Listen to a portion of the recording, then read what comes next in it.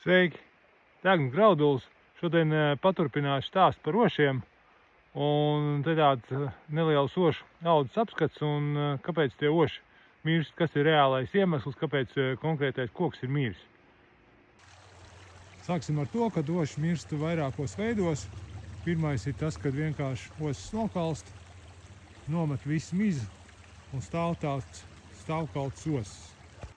Un otrais, kad pavisam zaļš osis, šitam ar vēl ir dzīva miza, vienkārši izgāžās ārā ar visām saknēm. To viņi dara arī reizēm vasarā ar visām lapām. Un tas, kas ar ošiem notiek ošu vainagos, tā ir tāda mazāk oši. Var redzēt, ka viņiem kalst galotnes nost vai kaut kādi zari. Nozīmē, ka tur iekšā ir ošu sēne. Ar tas metās ar jauniem ošiem. Un, ja mēs paskatāmies kādu pieaugušu ošu vainagā, tad tur arī ļoti daudz tādi zari. Tad ir kaut kas atvasājis, kaut kāds ir kaltušs galotnes un viņš ir dzidnis atvesis no sāniem. Un šādi izskatās tūplānā tikko nokritis osis kaut kad šoziem, ko te viņam arī ir dzinums un zari kalst. Kad paskatās miza, redzēt tā miza apakšā pie stumbra pamatnes viss ir dzīva, un šitā ir sakne, viņš ir izkritis ar visu sakni. Un ja papēd tuvāk to koku sakni, tad var redzēt, ka te ir kaut kāda tāda robežjosla, kaut kur iet apmēram šeit, šitā daļa ir mirusi, un šitā daļa vēl joprojām dzīva. Tātad būtībā tam kokam ir nopuvušas saknes, un tās saknes vēl ir daļēji kaut kas te var redzēt ir dzīvs, un te jau ir tāda līnija, kur ir mirusi. Un tad visreālāk ir tā, ka tā ošu slimība ir novājinājusi pašu to koku, jo ošu slimība nemetās uz saknēm, drīzāk tā ir kaut kāda celmene, un tad iemetās jau cita sēne, kas tam novājinātam kokam vienkārši nopūdēja saknes.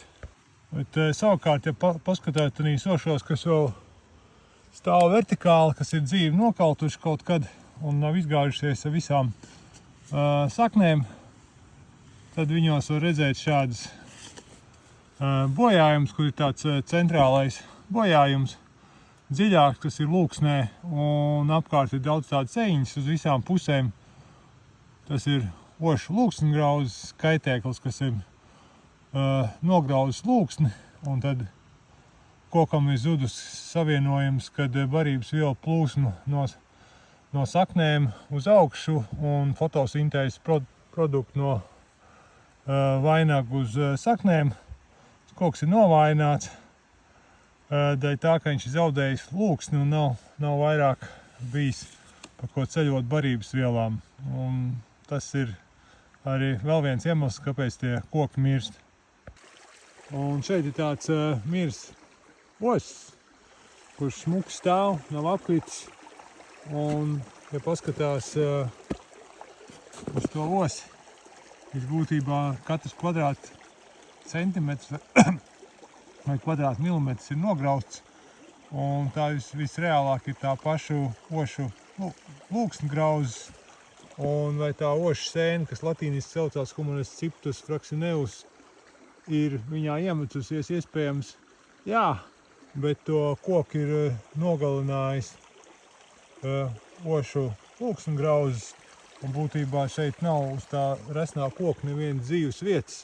Un tik cik skatās uz augšu, viss ir ar to tekstūru. Un tā būtībā ir jāsaprot, ka tā oša miršanas mehānika ļoti daudzos gadījumos ir tas, kas Humanus ciptus fraxineus, tā oša sēne iemetās kokā, novājina viņu, un pēc tam to koku pabeidz ošu lūksnegrauzes vai kāds cits kukainis. Un, ja osis izkrīt ar visām saknēm, visreālāk tur ir kāda celmene vai kāda līdzīga sēne, kas dzīvo uz novājinātiem kokiem, uz dzīviem, pusdzīviem mirušiem, un tad vienkārši viņi nopūdēja tās saknes, un tas koks nokrīt. Un tas, ko lietas labā var darīt, ir vienkārši savākt ošu sēklas.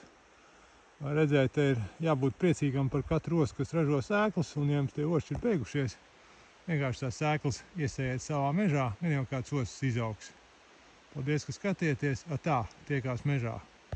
Un cilājot to mīzu, tapa atrasts vēl tāds ļoti interesanti paskata kukainis vai dzīvnieks ziemojošs tūkstoškājs. Izskatās viņš ļoti interesanti un patiesībā es varētu teikt pat skaisti.